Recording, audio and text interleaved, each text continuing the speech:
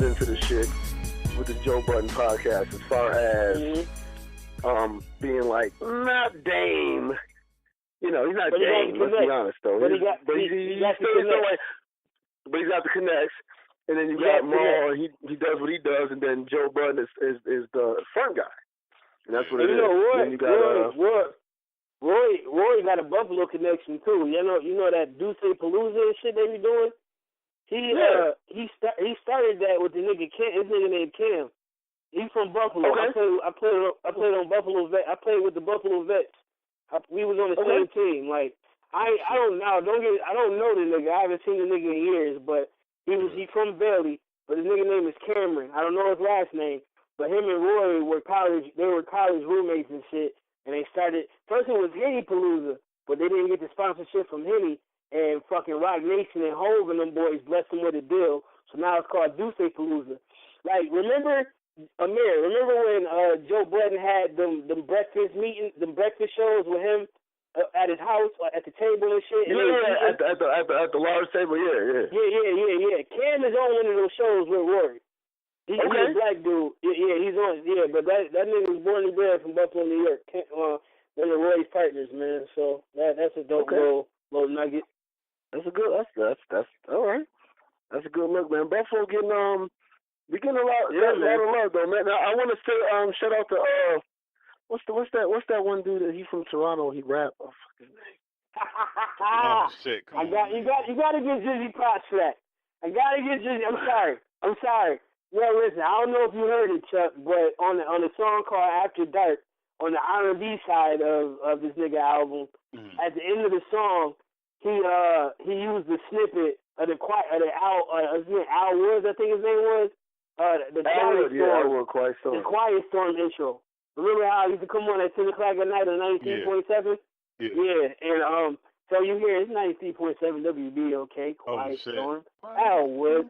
And then so 93.7 they gave Drake like an invoice, giving him a shout out saying thank you.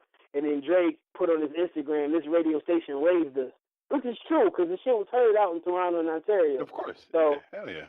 I give him props, but that's where it stops. yeah. Just because you do certain things, though, you know what I'm saying? Drake is always gonna do stuff to go ahead and make sure the bitches go ahead and like him. No, and the dude's gonna follow though because dudes have no backbone or whatever though about anything. That's why so many Warriors fans. That's neither here nor there. He ain't got no backbone or no melanin. No, I'm joking. I'm not being petty. I'm just saying some dudes that have, there's some dudes that have dicks and some dudes that have vaginas though. Shout out to the dudes. Niggas be fucking hard, man. I want people to have a backbone. Yeah. God damn. Yeah. I got no argument here, Chief. They niggas be going hard, man. Didn't Drake use a Mariah Carey song to address his son? Oh my God. Emotion. Was it One Sweet Day?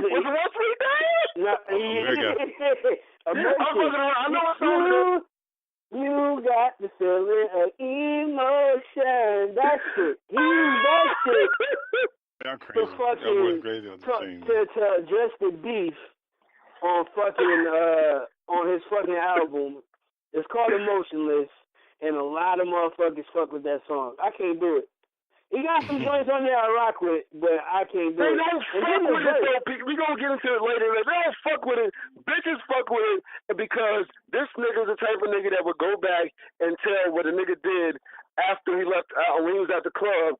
You know what I'm saying, though, or whatever, though. Oh, man, your dude was out there just talking to... you just have to do that shit, but act cool that night. So, bitches love that shit, and dudes have no backbone. These niggas out here is fucking whack. They bitch-ass niggas. That's why we gotta have the BAN program. And they out here, and they loving Drake, because bitches love Drake. Niggas said the BAN program. Hey, yo, Chuck. Yeah. The man said, I wasn't hiding my kid from the world. I was hiding the world from my kid. Nigga, what? Yeah, That's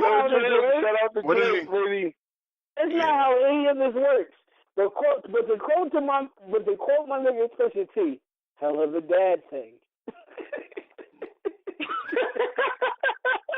Nigga, you can't hide something from somebody that's already in the shit you trying to hide. That makes sense. I know it did. This is like this like it was next level for Drake. Like him going against Pusha T, like that Meek Mill shit. Okay, but this Pusha T, nah, bro. You stepping on, you going into a whole new level. You have to raise your game to a whole entire level even to get on Pusha T level. Let me say this: Pusha T made Drake apologize. Am I right or wrong? Nigga, he made Drake. That's what it sounds like. He made this nigga apologize. Of course, you have to. Not only that, this nigga got Drake explaining shit on the whole album, son. He got this nigga. It's like when you get in trouble, right?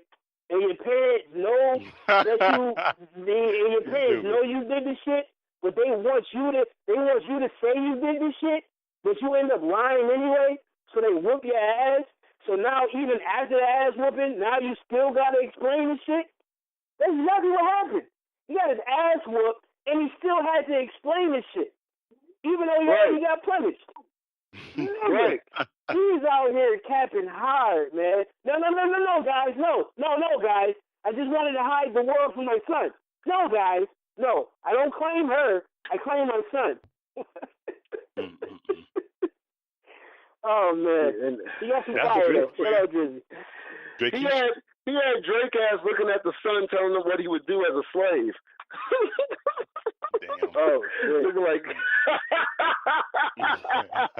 bury me with the. That's crazy. Yeah, Drake, get on your knees, bitch. The miseducation I'm pretty sure Drake. I'm pretty sure Drake is used to being on his knees, so that's not a problem. Damn it, man. Damn it. With cash money. With cash money, bro. Cash money! Just saying. Nah, but speaking of cash money,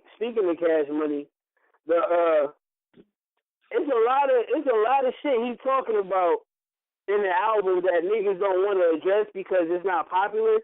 This nigga talks a lot about his cash money deal with situations, man.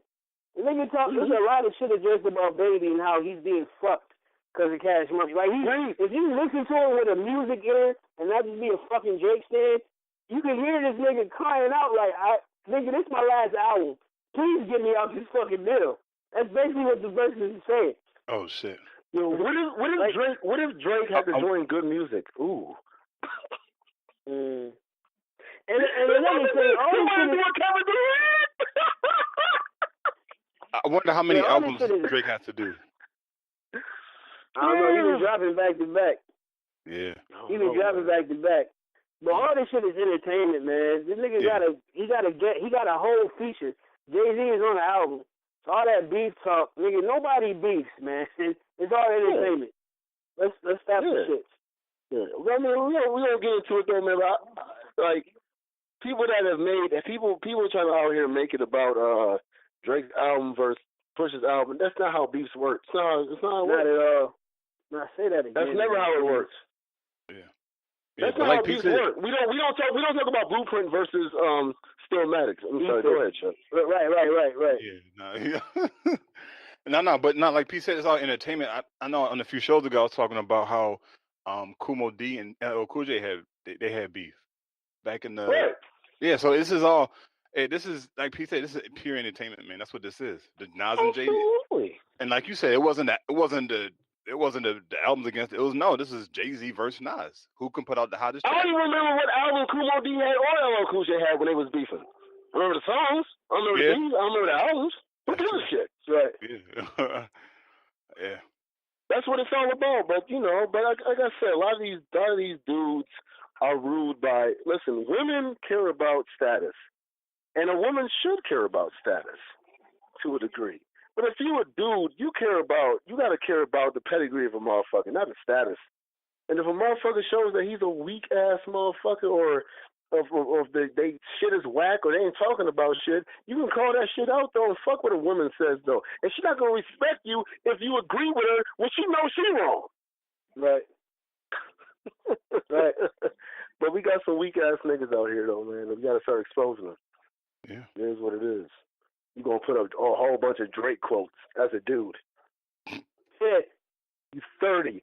You have no quotes of your own? And it's Hey, man, quoting people, but how are you quoting Drake? Hold on, man. Cause, I ain't gonna let you just cause shout out to Michael Blackson. Cause Drake been giving all the females fucking quotes and shit with nice forward and all of that. I gotta disagree with you, my brother. Shout out to Michael Blackson. He gave us quotes, nigga. I wasn't hiding my side bitch from my girl. I was just hiding my girl from my side bitch. Thanks, Drake. Come on, man. It's all about how you use it. It's all about how you use it. That's all. Shout out to Michael Blackson for letting niggas know. That's true. Come on, man. Drake gave us a hashtags too now. We needed them. I mean, and I respect Drake. I respect Drake for the line that the song that he had with, he said, Billie Jean is not my lover. She's the girl that says I'm not the one, but the kid is not my son. I love that Drake song. Man. I love that Drake song. It was a great video. Is that Drake? But yo, man, Joe Jackson was dirty as fuck for dying and then going up to heaven and making Michael Jackson go back to work, though. That was fucked up. Like, yo, Joe couldn't wait a week, man. Joe couldn't wait a week, man. Joe couldn't wait a week. He didn't let Mike have shit. As soon as Mike was up there, shit, him and Prince finally getting together, nigga, all of a sudden, Prince started dancing. Mike like, what's wrong, Prince? Why we not? Prince said, turn around. Mike said, okay. He did the woo, and then, what the fuck? Get your ass back to work, boy. What you playing with Prince for? Oh, man. Pete, you off the chain, dude. You said that nigga dirty as fuck for dying. That nigga snuck a belt and hanging like, I'm going to get these checks. Joe Jackson. Oh, shit. What we got on the not your average Joe. Not your average Joe. He's Killer Joe. Yeah, man.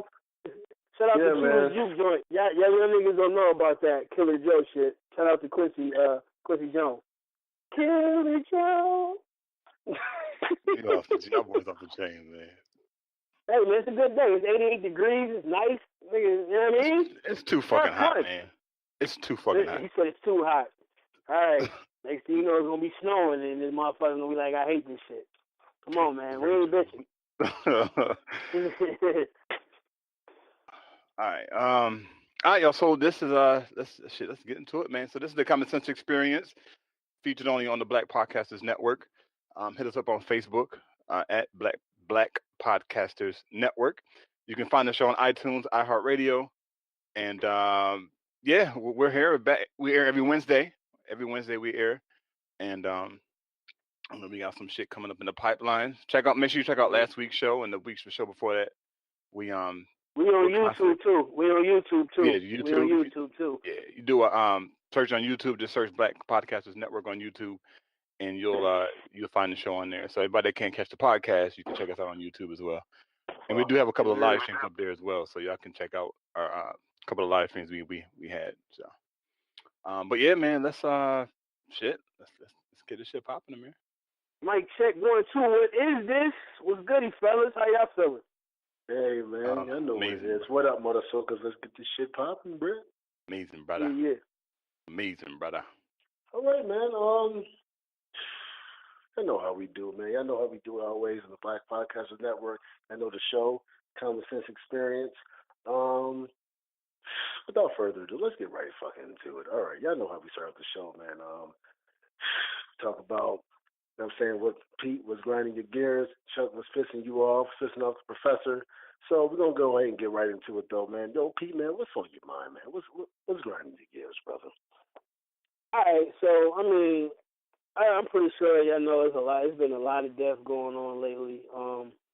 There was an unfortunate event in the Bronx where a young man got killed over mistaken identity, and that's fucked up in itself. Got stabbed with machetes, like a very brutal death that was recorded. Rest in peace to Junior. and to and prayers to his family, of course.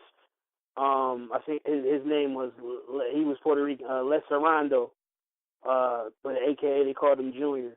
But this is grinding the gears, and this is just me. I don't know how everybody. I love to get your boys' opinion. You know, sometimes I get a little too aggressive. I get my feelings, but to me, certain shit is just corny, and I don't get it. And that's these celebrity rollouts when a person dies. You know, the hashtags, the justice, like. Oh, and I hate the bash her because I love her. Power about to come on again. You know, Lala's tatas look beautiful in Power, but it's like the photo ops and shit is corny to me. Like this is what I wanted to do for my birthday today. Thank you for the gram, for connecting me to this family. I wanted to offer our love and support. You got Mello in the picture. You in this woman's little apartment with Mello that you don't even fuck with for real anymore, and taking photo ops and pictures and shit, making it about you. That's corny to me, man. I don't understand it. And on top of that, and within the last month and some change, there's been like over 20 deaths in the Bronx alone. So it's not just Junior that died. A little girl got killed recently.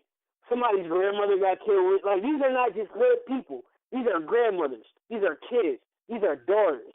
These are mothers. These are parents losing kids. That's not involved in street life. So I have a problem with celebrities like doing these photo ops when one person dies, because nobody is more important than the other, man. You know what I'm saying? Like, give love to the whole Bronx. I mean, of course, give love to Junior. Yes, I'm not taking away none of that. Junior's family need all the praise and the love in the world right now. I get that. But it's not just his family that's going through shit. You know what I'm saying? And the media doesn't put light on this as is. So when you have people in the Black and Latino community only shedding light on one situation and not on the whole situation in its entirety, then the light get lost even more, because the media, the mainstream media now, they already not fucking with us. So it's up to us to deliver the news that the people don't get. So when you only focus in and shed light on one thing, it gets darker around that area with other people. Like the voices of the voiceless becomes more voiceless when you're only shining light on one situation. So that's my thing, man. It's just like the photo ops. It's cool, but it's not needed. It's not necessary, and I think it's just as divisive as mainstream media, because again, it's not shedding light on the whole situation. It's just putting light on one thing because it's popular, because everybody's seen the video. The other little girl that I mentioned, her death wasn't on video. The grandmother that got robbed and killed, her death wasn't on video. So of course that's not going to be as much light shed on that, because it wasn't on video. So I did the photo ops and that shit. I'm not feeling that, man. What are your thoughts? Actually, Pete, you hit exactly what I was going to comment on as far as it not being popular, right? The celebrities are always going for what's the popular story, and unfortunately, it was Alessandro, because they even have video footage of that shit. So yeah. Certain celebrities found it an opportune time to get in and make it seem like they were, trying to do justice, but in the end, they're really doing more harm than they are doing good. Yeah. So yeah, that's just my. And I just real quick, the little girl I was talking about, Melania Roberts. That was one of the other girls that passed away, and they had a vigil for her in the Bronx. Nobody talked about it. You know what I'm saying? Then the lady that I mentioned, Arletta Jimenez, she was shot and killed on June 21st in the Bronx. She mattered too. You know what I'm saying? So I'm just saying there's other shit going on. And Mustafa Carver and Christopher Allen, they were also shot and killed on the same day of the lady I just mentioned, June 21st, in the Bronx. So that's 4 people. That's 1, 2, 3, 4 people I just mentioned, and 2 of those got killed on the same day.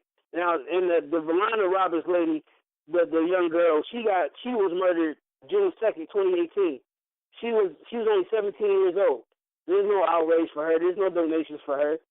Within the last 6 months in the Bronx, 44 people were murdered. Damn. Come on, man. Yeah, that's crazy. That's all I know, Amir, I don't want to jump in. I just want to add this. I'm only mentioning this in the grinding the gear segment. I'm not. If the celebrities, okay, if they were really genuine about it, cool. I get that. That's dope. I understand. But especially Lala, she's from the Bronx. That's her hometown. So somebody that's from there, come on, man. You got more responsibility than that. Yeah. You know what I'm saying? You got more, especially her. This is where you from. You know what I'm saying? You have more responsibility because of your celebrity, because of your position in life.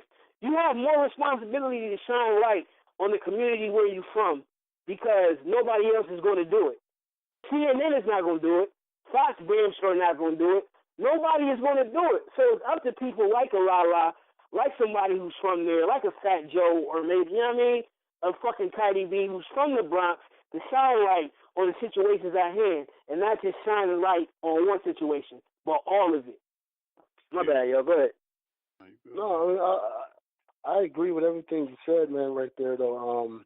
You do get tired of the bullshit, though. The reality is that celebrities are only allowed to talk about deaths that white people allow them to talk about. And so this was one that white people said, all right, you can talk about that. You know, you can talk about Trayvon a little bit, though. But you can't mention Dr. Sebi. Right. You can't mention anybody who mentions Sandra Bland too much, though, even if you're a black woman. Talk about women's movement, the Me Too movement, though. What about Sandra Bland? Let's neither here nor there. What about Corinne Gaines? But we're going to allow certain people to be talked about. You know what I'm saying, though? And sometimes it's because, you know what I'm saying, though, we need CNN and Fox News to go ahead and have topics so Trayvon and Eric Gardner can become topics, though. We can't talk about Dr. Sebi. We can talk about Corinne Gaines and what she was trying to go against. We can't talk about Sandra Bland. We can talk about Trayvon Martin, you know, black kid, shot by white. You know, so we can talk about Eric Gardner because that brings up the police, though, so that becomes a divisive thing, though. So we have that creates controversy, but we can't talk about shit that will actually galvanize these people together for real. Because anger will come and go, but information will lead you to actually growing. And these people were about actually things that were actually for the betterment of black people. You know, Eric Gardner, I mean, was horrific what was done to Eric Gardner. But if you if you're a white racist person, even if you're a black person, you shouldn't have been out selling Lucy's. So now that becomes the conversation instead of what happened to him. Trayvon Martin. You know what I mean? He's in a white neighborhood. So now that becomes the conversation amongst black people. Fuck what white people talk about. We don't talk about shit anyways if they're racist, whatever though, but we start having that conversation. Now it becomes divisive. A black guy that wants y'all to get healthy? A woman who is fighting against being the laws that are going on in Corinne Gaines? A Sandra Bland who is talking about go ahead and bettering her people? Who's sending out messages, who has videos? No, we can't talk about that. That can't be celebrated. Let's celebrate. Let's go ahead and talk about and popularize these things because they are divisive things, not amongst black and white, but amongst black and black. They're allowed to talk about that. So now, with Junior, and God rest his soul, that becomes a divisive thing amongst Spanish people because they have their own type of hood, you know, so to speak, or whatever, though, or common folk or whatever, though, and then they have the bougie Spanish people that will talk shit about them. So now that becomes a divisive thing. And so, you know, when these celebrities talk, when these celebrities go ahead and they voice these things, it's because they're allowed to. They're not allowed to talk about certain things, though. They're not allowed to. And they don't want to be excommunicated from their celebrity. Because it's lonely when you're not invited to the BET Awards anymore. It's very lonely. That's what the fuck it is. Fuck them. And those who are real, we know that they're real because they're no longer invited. Last time you see Master P at a show. True spit. True spit. Yeah. And he's done just as much entrepreneur wise as Diddy has. Why he ain't at the shows? Because he made him say You made him say that's why. Oh, he made him say He made him say that's why. Try to say Nah. That's what he's like. Like him say Nah. Don't fall for that bullshit. That's what it is. What it is. So we know what time it is, though, man. These fucking these graham cracker ass niggas. Fuck them. Sidebar, really quick. Silk the Shocker was one of a shitty rapper. No, I was going to say was one of the worst. The worst. No, not one. He was the worst rapper out during that time. Right at the time, it was between him and E40. I didn't really fuck with E40, so I would put him. But Nah, I ain't gonna let you do that. Nah, bro. Nah. E40 wasn't trash. He was misunderstood because he wasn't from Cali. Fucking Silk the Shocker is the true definition of what it means to make it because you have family. To make it, when your family is on, you're on. Yeah. So if Silk the Shocker was not the little brother of Percy Miller, we would have never fucking heard of Silk the fucking Shocker at all. E40 did his thing, came over the grind, he put 40 water. He did his thing. This nigga Silk the Shocker made no fucking sense. It was off beat at the same time. Nah, terrible, bro, man. I can't let you do that comparison. That's fair enough. I'm sorry. You're my No. nigga, I love you. E40 is a legend.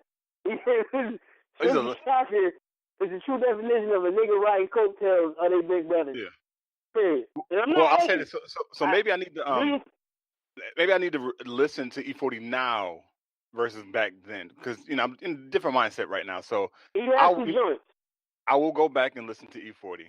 I definitely will. But Amir's no, I hate E40. All right, so I may have exaggerated. Not as bad as Silk the Shocker. That was an exaggeration, but nah, man. Silk the Shocker was fucking. E40 is kind of like the olden Polynese of rap. What? Oh shit! Nigga, Google olden Polynese, y'all little young motherfuckers. Google and understand that is the most fucked up comparison on the face of this fucking earth. That's crazy. It's true fucking facts. True facts, man. Goddamn Silk the Shocker. Yeah. Silk the Shocker is a J.R. Smith for rap. You listen for a while, but he eventually gonna fuck up. No, he's the Kwame Brown of basketball. Damn, Chuck. Kwame Brown? You're right. Yeah, he is the Kwame Brown of basketball. But you know what the sad thing is? Like Kwame Brown, he had a pretty decent career. As far as longevity of career. Jamarcus Russell. There you go, my nigga. Let's do that one. Jamarcus Russell. He's the fucking Jamarcus Russell of hip hop. What about Haslam? You down as Haslam? No? No, he's not. He's respected. Okay. You know, Pete doesn't let you use the Miami Heat. That's true. He's a Florida legend. That's why I use him. That's why I said you down. That's why I said you down. He's a Florida legend. Hell no, y'all better stop. I mean, yeah, he can leave now. We can use his roster spot for actual good players that will contribute. But I mean, I understand. Udonis, I don't want to smoke. I'm just saying. It's amazing how you love Udonis Haslam and hate LeBron. But that's neither here nor there. All I'm saying is never said I hate LeBron. Don't you put words in my mouth. Don't do that to another black man. Don't you do that to another black man. That's disrespectful and that's not cool. Don't do that. I didn't say I hate that man. I didn't say I hate that man. Don't do that, man. Don't do that to another black man. As a player, you hate him as a player. You hate him as a player. Not as a person. I have some disagreements. Man. So, it's in the sports section time, man. What are we talking about here? Yeah, we'll get this. What are you doing? Shout out to the olden Polynese of rap and E40. Chuck, What's going on, man? What's on your mind? Appreciate this topic, though. That's a very serious topic, though. Even though he went to joking or whatever, it's a very serious topic, though. As far as the perpetrating that goes on, in the entertainment industry, though. But Chuck, man, what's on your mind, man? What's pissing off the professor, brother? I had put into the chat something about role models and mentors and how and leaders, right? Leaders. And when you look at culture today, let's say African culture, the leaders we do have, they're getting old, right? The Dr. Leonard Jeffries, the some of the ones that passed away already, John Henry Clark, Joseph Ben Yakimin, Sheikh Anta Diop, Kaba Kabane, like the elders are getting old, and I unfortunately don't see any other I don't see any younger trailblazers. Like there's probably a couple of dudes on YouTube doing their thing. I know. I think Brother Rich. I think that's his name. I forgot the name of his channel. Brother Rich is on YouTube. He, but most of his interviews are with elders, right? Enemy Minds. Say it again. Enemy Minds. I think it's NNE Minds. Enemy Minds. Okay. So there's a couple, but if just for so a couple years ago, I mentored. I don't call them mentored. You can call them mentored about 5 high school interns. And they were, and I guarantee. Well, so I asked them, it's like they heard of the Lil Waynes, the Futures, all this stuff, right? And I asked them, all 5 of them. It was like there was three girls and 2 guys, I believe, or vice versa. I asked them, have they ever heard of Talib Kweli? None of them heard of Talib Kweli. And I'm like, without surprise, not really. But I'm like, yo, that's a problem, right? When you got little Uzi Verts and Quavo and Amigo, like all these other niggas out here ain't talking about shit, but then Talib Kweli, who's spitting some real shit, like the kids are not getting that information. And when it comes to the scholarly shit, if you ask them, if you sit them down and say, hey, would you want to do this when you get older? They're gonna tell you no, right? I mean, and I'm not to a certain extent knocking aspirations for these young kids to achieve other things, but we got to start teaching our kids alternatives because we're I won't say indoctrinating, but we're trying to have our children succeed in a system that's not designed for them. Which is why I'm sorry. We're trying to have our children succeed in a system that's not designed for them. Which is why, and we talked about that article that one lady that I forgot her name, that chick posted, which was very dangerous, saying entrepreneurship is not the answer. Entrepreneurship is the answer. I was reading some shit this morning, and I didn't know how much shit the Universal Negro Improvement Association, like they owned a lot of shit, and that was what got the attention of government. And if the NAACP and the UNIA didn't have beef, dog, we would be in a different space right now. Like he opened up, I think it was Marcus Garvey opened up like 36 chapters in a matter of like 2 or 3 years. Now this is without internet. They didn't have internet. They didn't have cell phones where they can send a text message. These niggas is organizing without the use of technology the way we have it. But then when you ask the young kids, hey, what do you think about Marcus Garvey? Probably most kids haven't even heard of Marcus Garvey. Amos Wilson, so many other scholars on YouTube. There's a problem when you have a world star hip hop video that has 400 million views on YouTube, but then you got a lecture by Dr. John Henry Clark that has only 50,000. That's a problem within the community. So that just shows where our focus is as a people and where it needs to be as a people. So that's it, man. I'm just, and I was talking to Amir earlier, man, a little bit earlier, man. It's like, I was telling Amir that of all the scholars, right, everybody, like they all dropped some real, like some really heavy knowledge. There's something about Amos Wilson when he speaks. Like, I can sit down and listen to a 3 or 4 hour lecture by Dr. Amos Wilson and be good, like without a beat, because the way he breaks shit down is fucking amazing. But I was telling him that a lot of our scholars, especially the ones that passed away, they died broke. So they were in a crossfire between empowering our people. And I guess they felt that if they went the capitalistic route and acquired wealth trying to do it, they maybe they thought they would have been deterred from their path. And that may have been the case. I don't know. But I don't think it has to be an either or. Like, you can be a John Henry Clark or Amos Wilson, but you can also have the economic foundation that you need to sustain that your teachings or whatever you're trying to do. So I think that's something we need to tell our kids, that it may not be it may not be the most flashiest and sexiest career path to choose, but when you understand culture, and actually when we do the bars later, I got an excerpt I want to read from a book I picked up the other day.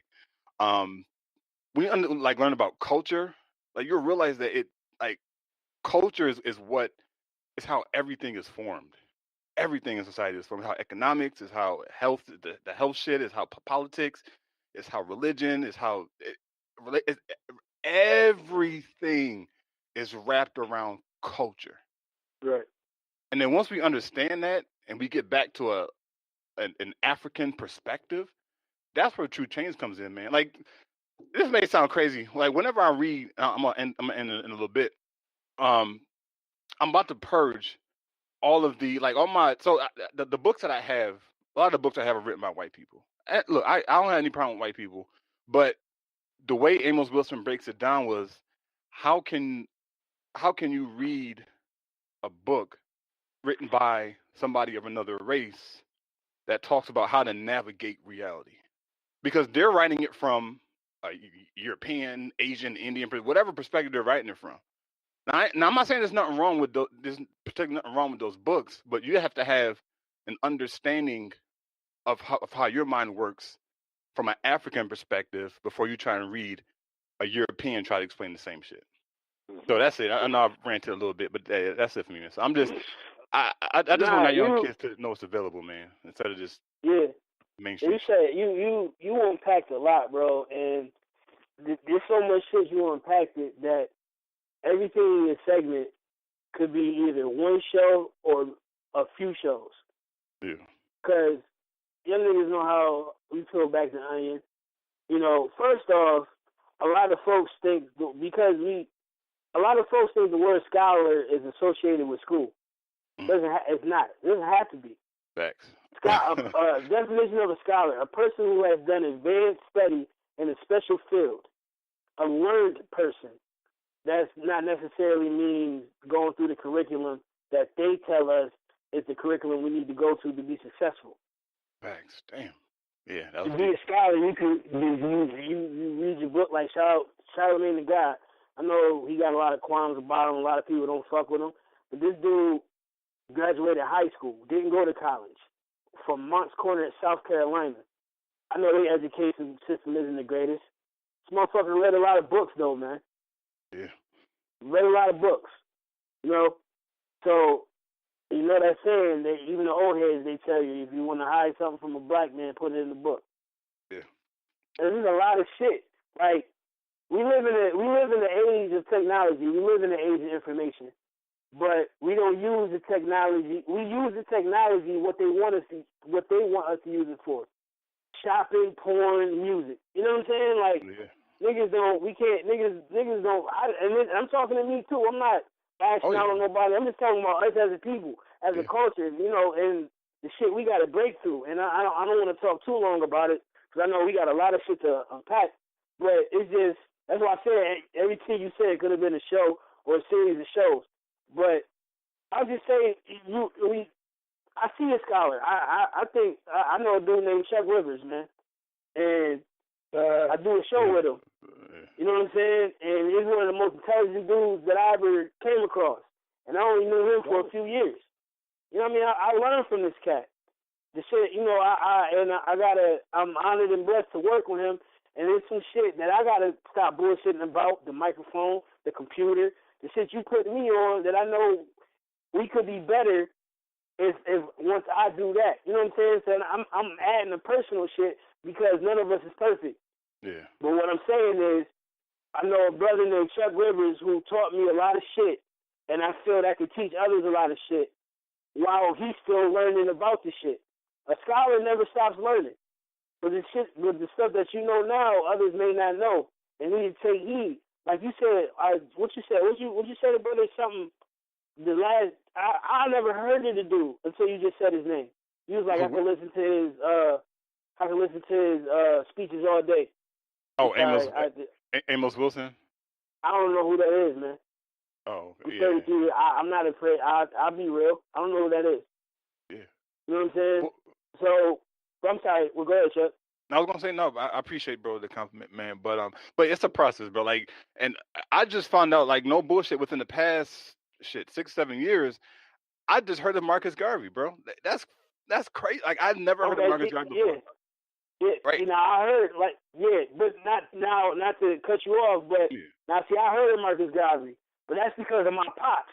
You know what I mean? We had to do a Black History project. And my pops was like, nah, we not just no Martin Luther King. No, this is what I read on him. This is what you're going to do.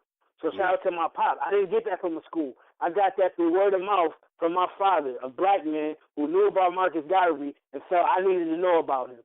And after I read up on him and did that report, I understand why my father told me, a black boy going into a black man, to read about Marcus Garvey. You know what I'm saying? That's the shit that's needed. You know, fuck the pride shit, fuck the greed shit. You can still have money and be a scholar. You learn from the past. You learn from the mistakes. You know what I'm saying? But you don't gotta be like a fake nigga. I forgot dude name, the Umar John. You know what I mean? Yo, give me the bread for the school, and I make the school. If you gonna give me the bread for the school, make the fucking school. Don't say all the reasons why you can't do it, and now you want to be a lawyer. In order for you to be a lawyer, I need money. That's bullshit. That's where the fucked up shit come from. And we already got trust issues as black people. Because like Amir said, we still going through shit. We still ain't got over shit through slavery. Now, we haven't been through that type of slavery, but we still got the fucking bruises and the psychological warfare and the PSDT, whatever the fuck, all them issues, because it's born through us. It's from generations to generations.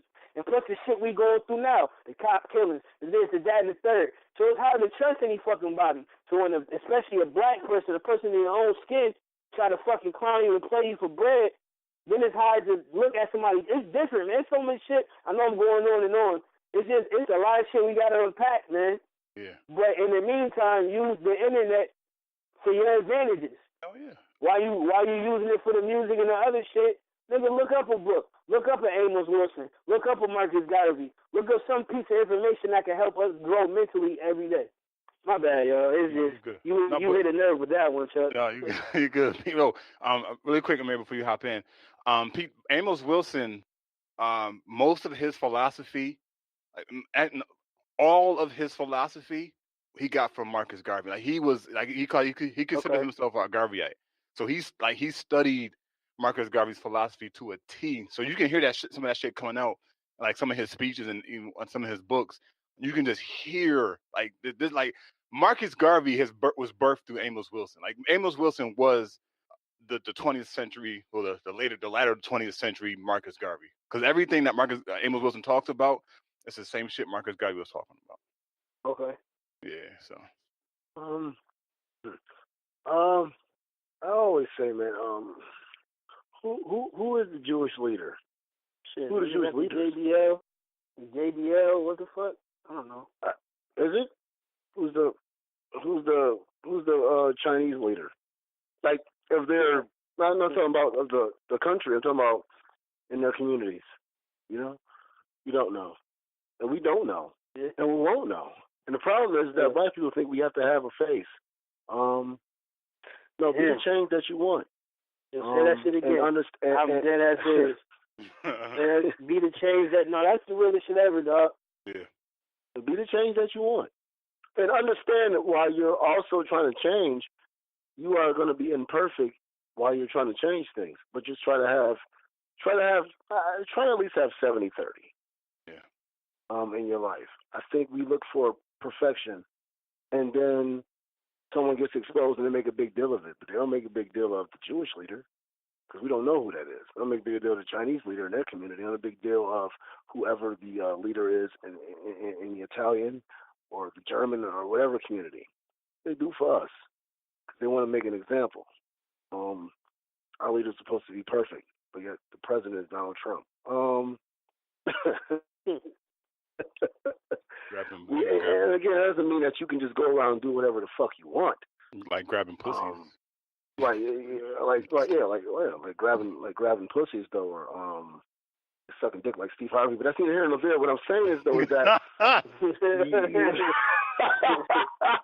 you can't just do you can't do whatever you want, Diddy. But you have to have that balance. But we have to get to a point to where we understand that it's going to take the whole and not one person. This whole idea of right. We have and so when we say the leaders, like Pete alluded to, Chuck, you're a leader. Pete, you're a leader.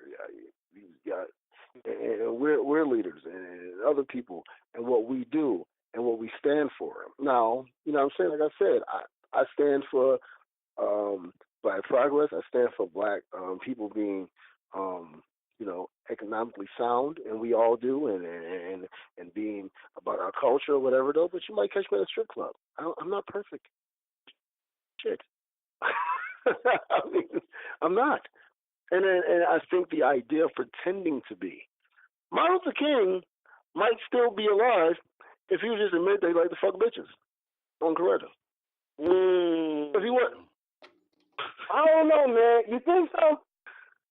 If he would have been an imperfect being, he wouldn't have had that many followers in the first place. See, yeah. So you think he would have still been alive because you wouldn't have had as Absolutely. People look to him as a deity while he was still alive. What about Malcolm X, though? Malcolm X had to be killed to set an example for Martin Luther King. Okay. The same way Pac had to be killed for Biggie. But that's neither here nor there, because we're going to get into that. But, we have to understand that we have to all be that. We can't just look to something to go ahead and help us, though. And all of a sudden that's going to save us. Shout out to the idea of Jesus. So I'm just saying. You on one today, brother. You on one today, brother. I'm just saying we have to be that. Like I said, we have to be that change that we want, man. And so, Black people, we have to understand that. We don't know the leaders of other communities. We might know the presidents. We might know the dictator or whatever, though. But we don't know the leaders in their communities like that because it's not broadcasted, and they're not trying to broadcast it. You've never seen the Jewish caucus on TV. You see the Black caucus. Only caucus outside of the congressional caucus in America that's shown in ethnicity. I don't know what issues Vietnamese people talk about amongst each other, though, because it's not broadcasted. We want to broadcast everything. I always say you can't out bullshit white people and you can't out brag Black people, and we have to get past that. We have to get past that. And so, it's like Pete said, man, Chuck, man, you brought the conversation up, though, man. What you have it, man. You have the information. You're into it. This is what you talk about and stuff like that, though. You are one of our scholars already, whether you know it or not. Yeah, appreciate that, brother. You know what I mean? And so that's what we have to get into, man. Just being that change. Understand, man, we're not perfect. I think at what level, Chuck, will you feel like, all right, I'm a scholar now? Probably never. If you're judging it off of being having perfection or even being close to it, you'll never be close to that. Please. Well, I mean, right now you're doing a vegan diet, though. I'm not gonna fucking be like, you know what? Chuck don't know shit he talking about. Not because he don't know shit he talking about, though, but because he went to Wendy's.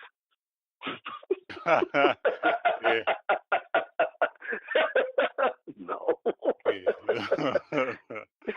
Anybody that fucking wants to fucking talk shit about that is the person that wants to talk shit about you in the first place. Yeah. But you know what I think it comes from, and I know we gotta move on, but really quick, it comes from this this mindset of comparison, and that's really pervasive, especially amongst Black people, where we're comparing ourselves to somebody else, like on some level, like, okay, well, damn, I'm 34, how am I compared to another guy in my situation, right? We're like, and I find myself comparing myself to certain a certain person in my family. I'm like, yo, this nigga keep getting it, right? But you can't, like, when you start getting to that comparing game, bro, that shit fuck your head up, because it's like, damn, you start feeling bad about yourself. You get low self-esteem. It's like, damn, I should be further ahead. But no, yo, everybody, we all got our own path, man. There's no right path, and no. We all have our own path, man. Especially when with us three and what we're trying to do and move. Like, we all, you know what I'm saying, we all at the certain stages in our life where we need to be.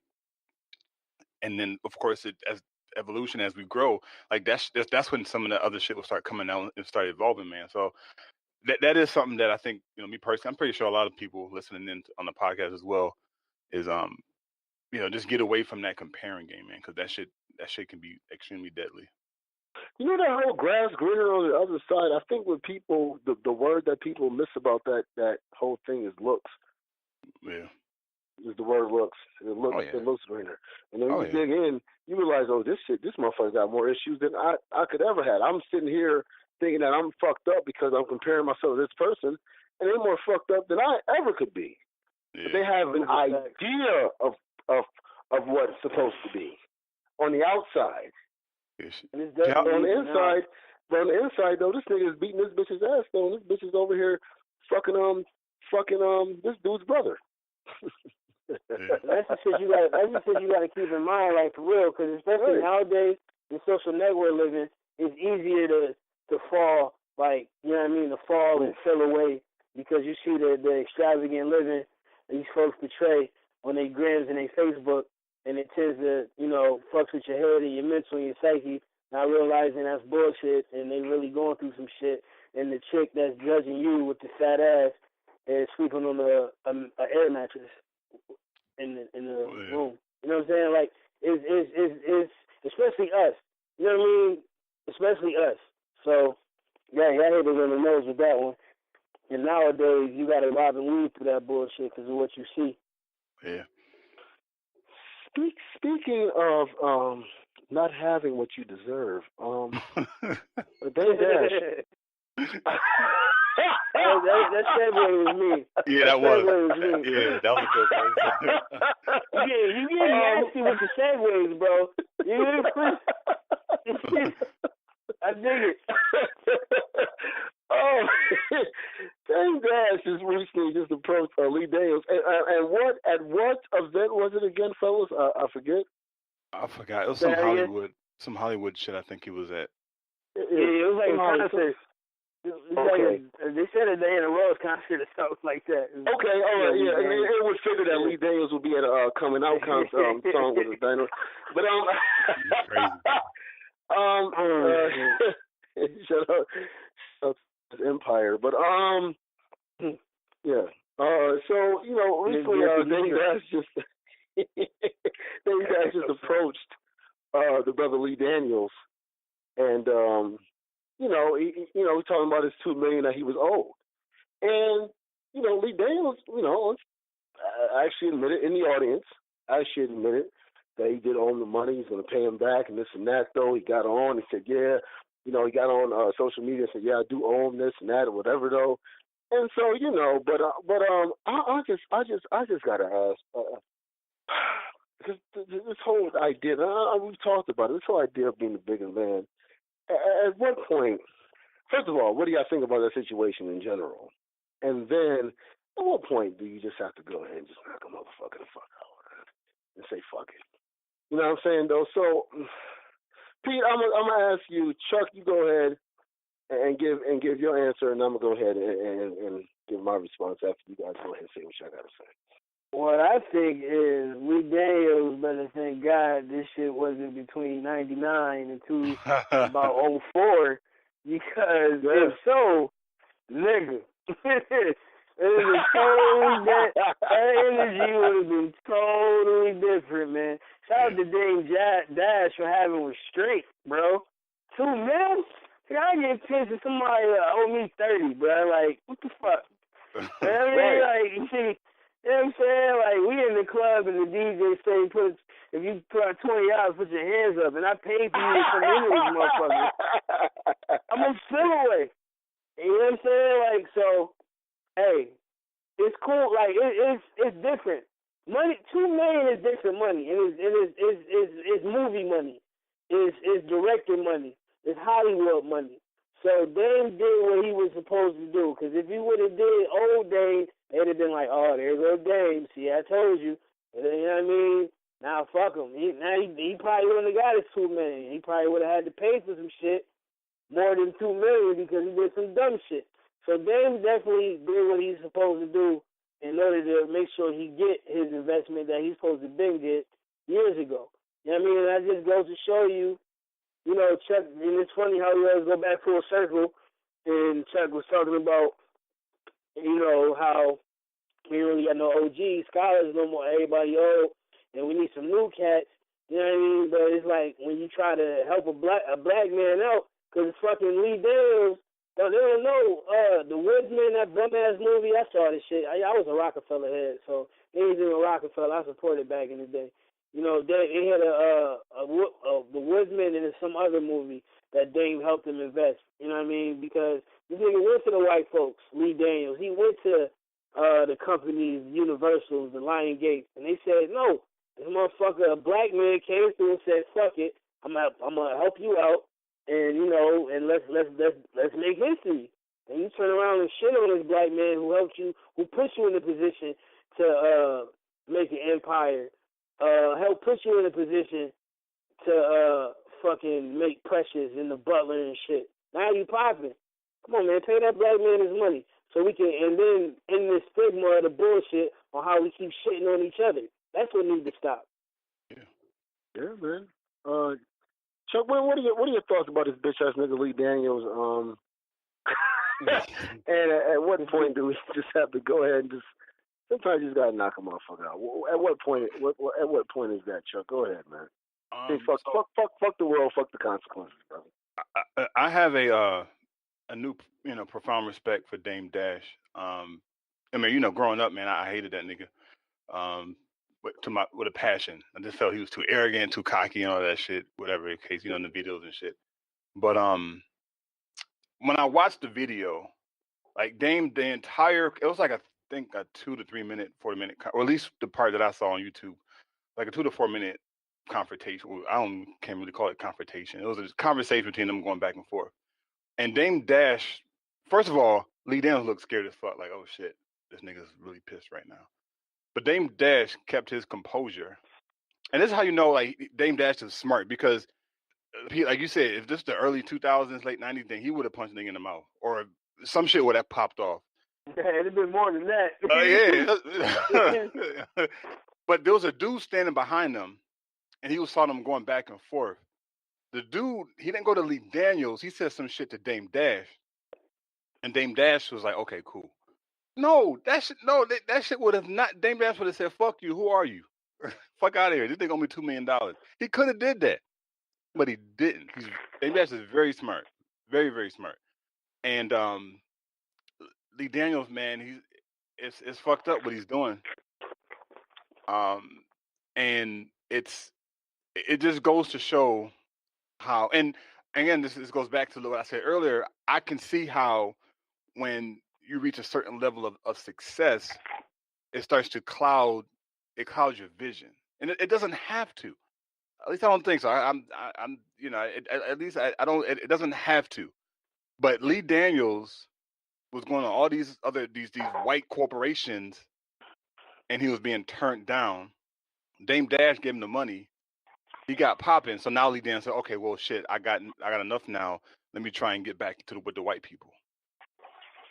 Lee Daniels' mindset is fucked up. Like, he has the wrong perspective, which is why he hasn't paid Dame Dash the money back yet, because he doesn't understand that relationship is now tethered. Like, he fucked up that relationship.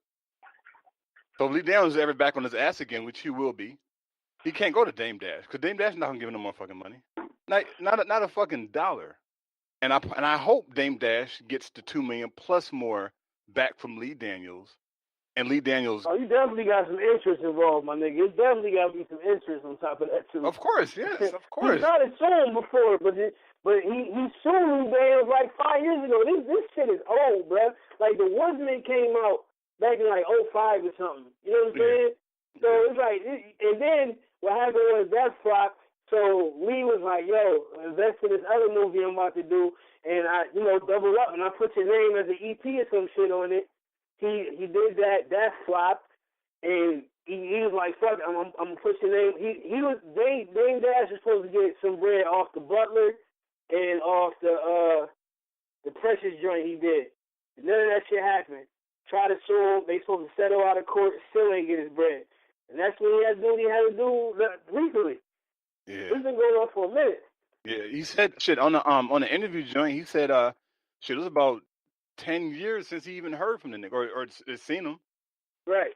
I'm like, damn, bro, like, come on, man, you can't, like, we as black people, man, we can't. And he's not the only nigga. Yeah, I know. I'm sorry. No, you're good. No, you're right. No, there's a lot of people. Like Dame Dash has been funding a lot of shit, man, and been getting Paul's dick, man, and I don't know when Dame Dash is. Shout out to Kevin Hart. What, getting dick? Paul? He probably is. I'm talking about Kevin Hart. Just started off with Dame Dash. Yeah, man. So Kevin Hart is a whole other story. Can I throw back the onion? I know I've been interrupting like a motherfucker, but listen, man. I just want to throw back the onion real quick because Chuck said he was a fuck with Dame Dash early. Man, like Hov was my favorite rapper, like period. But that whole Rockefeller shit, Dame, Big, I love that whole movement. Like I respected the fuck out of Dame. He didn't give a fuck. He was a boss. He did shit his own way. You know what I'm saying? And he got money and he looked out for his niggas. You know what I'm saying? The 444 album, the just Jay-Z, all this recent Jay-Z, Higher Power, make sure your friends have bread, you not rich if your friend not rich. Dame Dash been saying this shit since the fucking Reasonable Doubt album. You know what I'm saying? Like, all that shit is nothing but Dame Dash rhetoric. And Dame Dash been saying, you ain't on if your crew ain't on, nigga. Like, if your nigga get down, everybody in his crew should be able to give $1 million. That's like $5 million. And everybody, and that should be, you know what I mean? He's been saying that shit. So I love Hov, but that should be kind of pissing me off. Like, Dame don't get his just due, man. He don't get his respect. No. He gets shitted on heavy. He was arrogant. Fuck it. Like people do. Look at Trump, nigga. Trump a bitch ass broke billionaire because of his daddy and uses his name. He pimped his name, bruh. This nigga got his name on shit because he using it like a prostitute uses her pussy. Yeah. You know what I mean? White people do that shit all the time, my nigga. Like, come on, man. Shout out to Dame Dash, bruh. Yeah. Shout out to Dame. And that's going to be my trailblazer today, just to let y'all know. Shout out to Dame, dog. Dame don't get his respect. Yeah. It's, it is fucked up, Pete, that, what's happening to Dame, man. And, I said it took me a while to really come full circle to Dame Dash and kind of his mindset. And it didn't really come full circle until I watched that Breakfast Club interview he did. I'm like, yo, this nigga Dame, like, this nigga the truth, man. Niggas that people Harvey Weinstein smacked the fuck out of this nigga because he got mad, disrespectful to his shorty in front of him. Yeah, man, it's like, it's crazy, man. That I don't know, like we need to get Dame out there some more, man, or some shit. I don't know. I think some shit. Dame just needs to get more recognition for the shit that he's doing because he's behind the scenes. Yeah. Like before, but like in the Rockefeller days, he was all in the front. He was behind the scenes too while he was in the front. Yeah. But now he's like really like backseat, but making boss moves as he calls it, as he says it, right? Keep that Culture Vulture book too, man. It's a good read. What's the name of the book? Culture Vulture. Culture Vulture. Yep. All right, cool. I'm gonna bookmark that shit right now. Dame Dash, Jay Prince, Irv Gotti, and Suge Knight were all going to create a distribution together.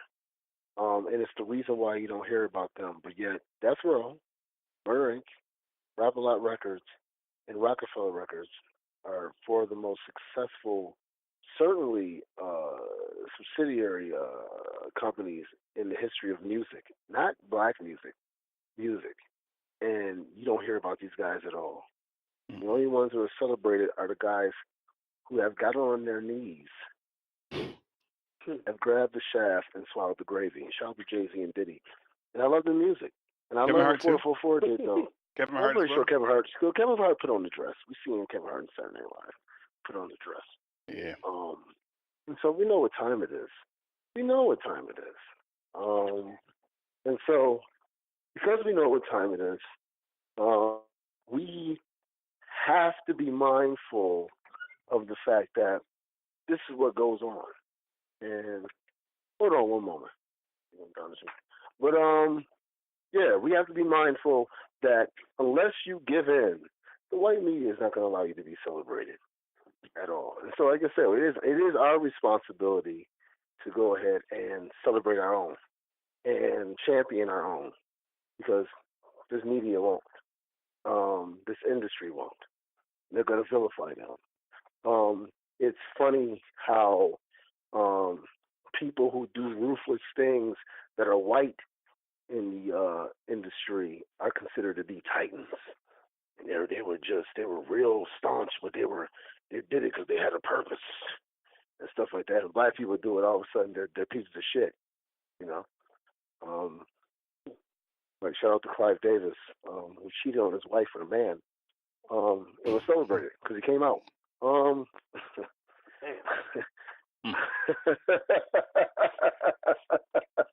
he always looks like one of them old motherfuckers like that just. Oh man, he just screamed. And what he did with Whitney Houston. Yeah. Whitney Houston died in the same hotel in the party area, as they have a celebration all the time. They do have a celebration every year. That year, as she died that weekend, her body was still upstairs. That day, I believe, they had a party downstairs still. Yep. Like people still performed. Roll back. Wait, say it again. Clive Davis hosts a Grammy party every year. And that same year, that same day, and Whitney Houston's body was still upstairs in the hotel. He threw a party still. Oh shit! While she was in the tub. Shit. While her body was still upstairs. I don't know if she was still in the tub, but she was still upstairs. And he said, "This is what Whitney would have wanted." What the fuck? Yeah, I'm not. It's no bullshit. Look it up. Yeah. For those out there, it's no bullshit. Look it up. No, I know y'all believe me. I'm talking to the people. You bullshitting. Look that shit up. Yeah. This is what the fuck you dealing with, though. But our leaders are assholes. Our industry people are assholes and stuff like that. Dame Dash is a piece of shit, but Clive Davis isn't. He's championed. He's still celebrated. Bill Cosby is a piece of shit, but Woody Allen goes ahead and fucks his own stepdaughter that he helped raise. You understand what I'm saying? Bill Cosby's a piece of shit. They're both pieces of shit. But why is one being vilified and one is being celebrated? We have to tell the whole story or not tell it at all. Like Yahweh Fazan says, we got to make a truth a truth. So let's not say nothing at all and shut the fuck up and let's just go off accomplishments. If you're not going to tell the story and tell the real truth of it, then we're not going to go ahead. And that's what they're trying to do to Dame Dash. They're trying to tell one side of Dame Dash stuff, but nothing else. That's bullshit. Fuck that. And Jay-Z, you know what it is. And all of y'all know what it is. You know what I mean? Suge Knight? What's the difference between Suge Knight and Lear Cohen? Why is Suge Knight vilified and Lear Cohen isn't? Who's done worse for hip-hop? Suge Knight or Lear Cohen? But you know what? I was going to get into this topic right here about the, one time I was going to get into the Bronx killing, but I got it. You know what? It's Chuck, would you always say petty mode activated? Petty mode activated. I got it. I got hashtag petty mode activated. Shout out to Chuck for that one. But I got to say this, man. It seems that a lot of women are talking about where are the good men. What? We're the good men. We're the good men. We're the guys that do this. We're the guys who do that. It seems like when the good guy does come along, they either reject the good guy or they try to make the bad guy, or not a bad guy. I don't like to use that word because bad guy can always be, and even the good or good can obviously be, saying destroyed or whatever, though, and be made into what people want to try to make it into, though. But the idea of a good guy and the idea of what a bad guy is in their mind or a bad boy or whatever, though, in their mind is, and then try to change them, and then once they change them, they get bored with him, and then all of a sudden they're mad because he's no longer that guy. And so I kind of want to get y'all thoughts. What do y'all think about that whole dynamic? Chuck, I'm gonna ask you. Pete, you go ahead and answer, and I'm gonna answer after y'all.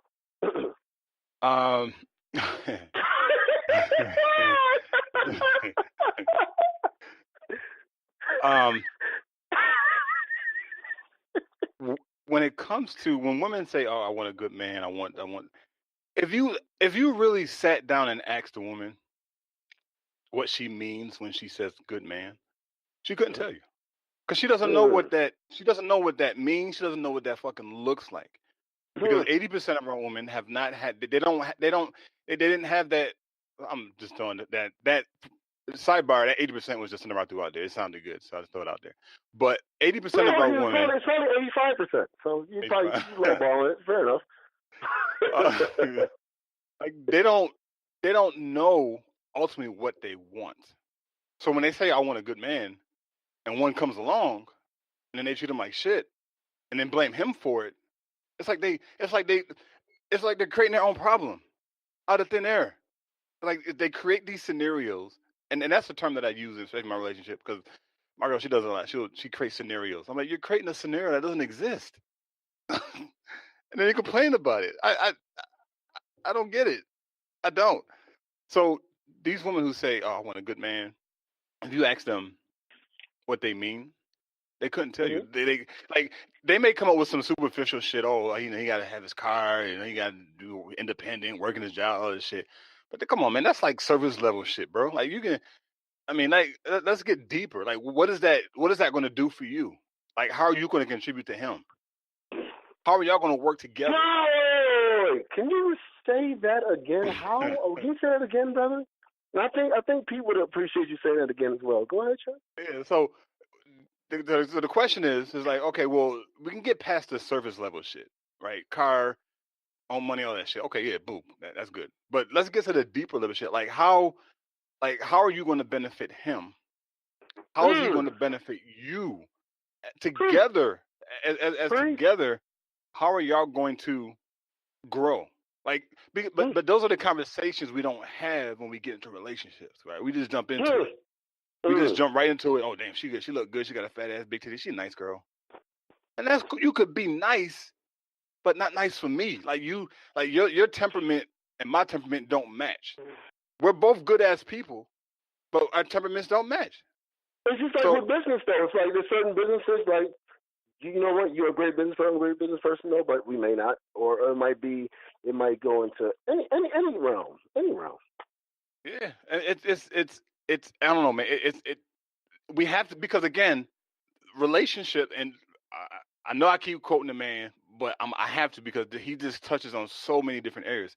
Amos Wilson, and I was just listening to a joint today. He said something about how this culture, American culture, which is not African culture, American culture's concept of relationships is solely based off of love. And he even mentioned it. It's in the songs. Like you hear the songs, "I love you. I can't stop thinking about you. I die without you." He's like, no, that is not what love is. You can love somebody and not be with them. You can love a person or love a group of people. I'm gonna say, okay, well, it can be like a hands or a hands off type of relationship. Like, I love you, but I'll let you. Like when we say tough love, right? If we're teaching our young boys and our young girls to do something like, I love you, but I gotta push you to this. Like DMX said in one of his songs, "I gotta put you on your ass." I forgot the verse he said on the first album. He said it. He said, "I gotta put you on your ass, and I hope you can make it." Some shit like that. I forgot he said. That was love. He loved his son, but he said, "No, I gotta put you on your ass to see if you can make it." Like this is what love is. It's not this high pie and this sky shit, man. It's not all this fairy tales and white pick fences and 2-car garage shit, man. We have to move past that concept of love. So when a woman, and I'm wrapping up here. When a woman says she wants a good man, and she lists out the qualities that she's looking for, she still does not have a true definition of what she's looking for. And again, she doesn't know. She doesn't know. And she won't know until her and whatever guy she's choosing sits down and has a conversation, a true, authentic, 100% conversation. Cut the bullshit aside. Love could attract the two, but no, love is not. Love is. I mean, I'll end it here. Love is not the glue that holds relationships together. I'm done. Do you think simps are do you think simps are allowing women to think and have their idea of what it is those Absolutely. so they can get the unpromised possibility of pussy? Absolutely. Because these niggas out here, they got no backbone, man. They're fucking soft, man. They're doing this shit just to get pussy. And it's look, man. Hashtag petty mode activated. It's like these niggas putting pussy on a pedestal. Pussy is amazing, 100% amazing, awesome. But I don't put it on the pedestal. Yo, I hate them. Special. I hate those thanks for the ad, beautiful ass niggas on Facebook. I'm sorry. The who? That's what it sounds like you're talking about. It hurt me. I hate those niggas. The thing, whenever a girl add them on Facebook, thanks for the ad, beautiful. Yo, my nigga, relax. Yo, you gotta relax. Yo, what about the dudes that be commenting on the IG models' photos, bro? Hey, beautiful, you look good. They're the worst. You beautiful goddess, black queen, Nefertiti, Egyptian, lamb god, beautiful skin queen, beautiful. She got 4,000 plus comments on her fucking post, niggas. She is not seeing your shit. Get the fuck out of here, man. Niggas DMing this shit. They get 100 DMs every fucking day. You think she gonna pick you? Oh, he looks fuck out of here. Are you simping or are you pimping? I don't know. These niggas out here, man. Simping like shit, man. These niggas out here. And for the unpromised possibility of pussy, she's not even trying to even give you the idea that she's fucking. Bro, shout out to Malia Micah on Instagram. She's cleaning up, bro. She's charging niggas $25 just to see her post naked pictures. She got 1.3 million followers, bro. Yo, listen, man. Oh, you talking about Malia? You talking about Malia Michelle? Michelle, yes. Nigga. Bro, she's charging niggas $25. Nigga, it's regular ass business. I told you for free. You said again? Nigga. You can see her shit for free. It's for free. I told you about the chick from Buffalo. Yo, these bitches, they'll show feet. They sell feet pics, my nigga. Feet pics. This is crazy. They getting paid off feet pics, bro. Man, bro. Man. Pete, actually, I think you said this. You said, Pete, I think you brought this up a few shows ago. You said that women are killing it on Instagram right now. Nigga, so you telling me all I gotta do is post feet pics and I can make $1,000, $2,000 a month? Come on, bro. Man. That's crazy. Feet pics though, bro. I'm posting pictures of my feet and I'm getting 2 stacks a month. Come on, man. These niggas out here, man, fucking shit up for us, bro. Ugly out here, man. Making us look bad. Yeah. Malia's killing it. She's probably making at least $10,000 a month off Instagram alone. Niggas paying $20 to see her post. Niggas paying $20 to see her post naked pictures and videos and shit. Come on, bro. That shit crazy, man. Pornhub, my nigga. That shit is free. So we talk about the sim culture, and I don't want to make what a good guy is into a simp. Those are two totally different things on what it is. You know what I'm saying, though? But there's a lot of simps out here. Jesus Christ, so many simps. But you even gotta say that, man. Like, It is. It really is. No, Pete, it is. It is. It's fucked up. It's really fucked up. And I wanna get into it a little more about that. I swear to God I do. Pete, you know how Chuck, you're right. You gotta move on. You're right. We gotta move on. Oh, Lord Jesus. You're right. Do you really think that woman want a good man? And do you think that when they get a certain guy, that is in the streets or is fucking bad bitches. They get him, and they want to make him into a good guy. And then all of a sudden, like, all right, I got him, and now I'm bored and fuck him. What are your thoughts, Pete, on that whole dynamic? I don't know, man. This is chicks, and I'm not talking to women, man. Women. This is women and this bitches, man. The whole shit is weird to me, bro. Like of course, you can't change a man, but they don't believe that. So of course, yes to your answer. It could be yes and no, but it can also be like common sense and be lacking in these like, fam. I don't think you have Chuck. Can you activate petty mode for Pete, please? Pete, hashtag petty mode activated for you, bro. You gotta get petty. You be having shorties that's the third baby mama to a nigga that they know don't take care of the kids they had before them. They already deadbeat. Yeah, there we go. There goes the petty. Petty. But you let this nigga fuck you with no condom on anyway. Had kids. Now you on the book complaining about deadbeat dads and shit. That's not it, yo, man. Like, this shit, I don't get it, man. I don't fucking get it. That's them creating them scenarios, bro. She created that scenario, bro. It's a shorty. It's a shorty. You know where we from. You know where we from. Shorties went to school with, son. Act the same way to this day. That same time with school. Always wanted to be in the know. Always wanted to be that chick. That's what it is. You fuck with a rapper nigga who, dreams is, we gonna make it. Bust him up, let him have a baby, you not gonna make it. No, you talking shit about the nigga. I don't get how you could talk shit about niggas. You let him fuck with no rubber on, bro. You was cool when DJ Bandana Black let the nigga play a single on radio that day because they cool with each other and shit. This shit falls, you know what I mean? Shit doesn't inspire from that. Now it's a whole bunch of fuck niggas and niggas this and bash and niggas that and what niggas? Like, I don't get it, bro. I don't get it. You can't change somebody. Drunk? It could have been trash. Pussy is definitely power.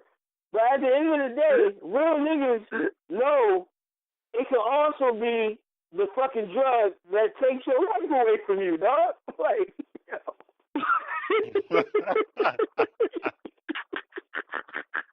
them the corny niggas.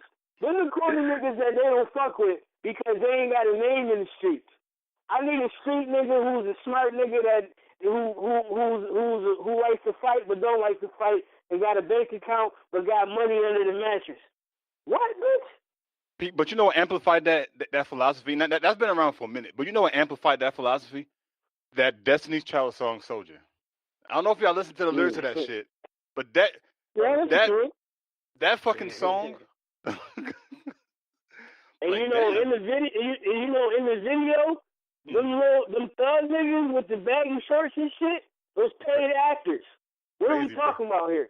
Crazy, bro. Those are paid actors, my nigga. Matter of fact, one of the dude's name was Dexter from Harvard. No, I'm joking. Yeah, them were the dudes that was fucking Tyler Perry. Come on, man. Damn, bro. All I'm saying is the logic is weird, and I think the women who really deal with that type of shit, who really are about that life, those women we can't fucking talk. Like, we ain't talking to y'all. Y'all don't support shows like ours anyway. Like, it's cool. How many listeners y'all got? Type of motherfuckers. You know what I mean? Like, it's okay. It's okay. We good. Those be the loudest on the social networks, and they be having the followers, and be like, yeah, girl, you right. What the fuck you mean, yeah, girl, she right? She the third baby mama. What do you mean? That means before she became the third baby mama, she knew about one baby mama, number two baby mama. She knew about the 4 kids you already had. because she's been to all the birthday parties. She done cooked the dinners. I mean, she still let this nigga smash on top of seeing how he treats these motherfuckers. But she got a following. And, hey, man, look. We got bars. We'll go to ball. They gotta be whored out or dogged out, unfortunately, in this society, in order to appreciate a real idea of a good man, for the most of them, because they have been raised by Love and Hip Hop and Black Ink crew. This is what it is. There's no balance. Amir, real quick. And I just saw this video recently, so that's why I'm mentioning it now. You're right about the Love and Hip Hop shit, but even before that, all the Luke dancers in the Uncle Luke videos, those somebody's grandmamas. Damn. True. So that's a generational shit. Hashtag facts, bro. Damn, Pete. Damn you, Pete. That's very true. Evelyn Lozada is a chick that Ocho Cinco had, but it got a 22-year-old daughter. And she just had a young baby by a baseball nigga. Like, all her baby daddies are in profession. One's a football player, one's a basketball player, one's a Major League Baseball player. And this shit is generational. And motherfuckers look up to that and be like, yeah, that's it right there. That's how you do it. Wow. Yeah, you're right. Your grandmama was in an Uncle Luke video. And we just spoke about Love and Hip Hop. Basketball wise, these but you know what? Back in the day, when you had the Luke dancers and stuff like that, and we always talk about media and everything. You had a balance. You still had Aunt Viv, still had Claire Huxtable. Yes, sir. Still had Different World. Yes, sir. You still had all these different things that could balance it out, and now you have Blackish, and that's about it. That's it. And who's the average bitch that can fucking... I use the word bitch. Yeah, I use the word bitch, so don't get all me using the word. He's throwing them bitches. I'm saying this to identify and go ahead and be relatable to the link to what's being said. The average bitch cannot identify with Rainbow from Blackish. Her background is a white father and a black mother who lived in a fucking trailer and lived basically like hippies. We're a black chick from the hood, you know, it's going to relate with that. And you can relate to Aunt Viv. You can relate to Claire Huxtable. You can relate to Denise. Even Denise, damn, bro, you just fucked me up, bro. Could they relate to Claire Huxtable though? That's been a debate too, bro. Could they relate to Claire Huxtable? That was always been a debate. I'm saying that Claire Huxtable. The Cosby Show. I'm sorry. Go ahead, my bad. No, I was just adding on to the question, like, you know, the whole Cosby Show wasn't real type shit, like that's been said about them too. Like, that's not the same thing as what you. As the Rainbow situation, or no? Just for the content. No, because Claire Huxtable she had a sassiness and a blackness about her still. If you watch the show, now if you just go off of what was written down and what your profession was, then maybe not. But Claire Huxtable was still real as hell. Do you remember when when Vanessa got caught with the Wretched at the concert? You remember how Claire Huxtable acted? Yeah. You remember when they used to act up? Yeah. They would rather deal with Cliff than Claire. Because she didn't play. Yeah. And neither did Black Aunt Viv. I'm talking about the dark skin Aunt Viv, not that light skin bitch that was on the show. So I was out there though, whatever though. So you had the balance. And nowadays you don't have a balance. But you know what's crazy? Go ahead. My bad. Really quick, speaking on the Blackish shit. Is that the grandmother Ruby? If you look at her mindset, love her. And I love her. What, bro? Like her mindset, as far as raising kids, is completely different than Bo's. Like, his name is Rainbow. Rainbow. Fuck out of here. And I love that show. But you see the dichotomy, man. You see the mindset that Ruby has and Rainbow has as far as raising children. Like Rainbow lets them do whatever they want. Ruby's like, no, what the fuck? No, what is this? Like Ruby's the old school grandmother that has those old school values. Chuck, Rainbow? any black woman, any woman that goes and you say something, she go, ha, yeah, ha. She a real ass motherfucker. Okay, yeah, all right. I love her, man. I love her on that show. They had an episode where they were talking about making plates, right? I think it was like a holiday. The other thing was over there, and Ruby was making plates. Like Ruby was like I think she made I forgot the father's name. She made his plate, although they weren't together. So Ruby had the mindset, yeah, you should make a man's plate. Rainbow, completely opposite. Like their son and daughter. The daughter was making a plate for her brother, and Rainbow said, well, what are you doing? Oh, I'm making this plate. Like, no, he can make his own plate. And that shit didn't hit me until just now that we're talking about this show. Like how her mindset is like, no, you don't. Like, it's something about it's not expected, but it's, I don't know. I don't know if I can identify to what I'm trying to say. It's not expected, but it is something that was done old school days. Like my grandmother used to make my grandfather's plate all the fucking time. Not once or twice, all the fucking time. He come in from church, his plate's ready. Dinner's done. We got away from that. Women out here, I'm just gonna say this before we go ahead and get into the trailblazers and the sports and the bars. Women out there, catering to your man does not make you less of a strong woman. In fact, if you are a smart woman, you will know that as men we're very simple, and if you do the simplistic things, you will go ahead and get what you want. Actually, facts in life. Facts. But you dumb bitches. And I gotta say this. I gotta say it like this though, because I'm not calling you I'm saying that you are a bitch, but you are acting like one because you have been taught to be one. So I gotta speak it real. And we've been taught to be niggas. Yeah. And it is what it is. So we have to go ahead and get rid of the nigga and the bitch mentality. And so I gotta speak to you where you are. You are a bitch right now because you're thinking like one and you're losing. And so I want you to win. I want you to actually be queens, the queens that you are though.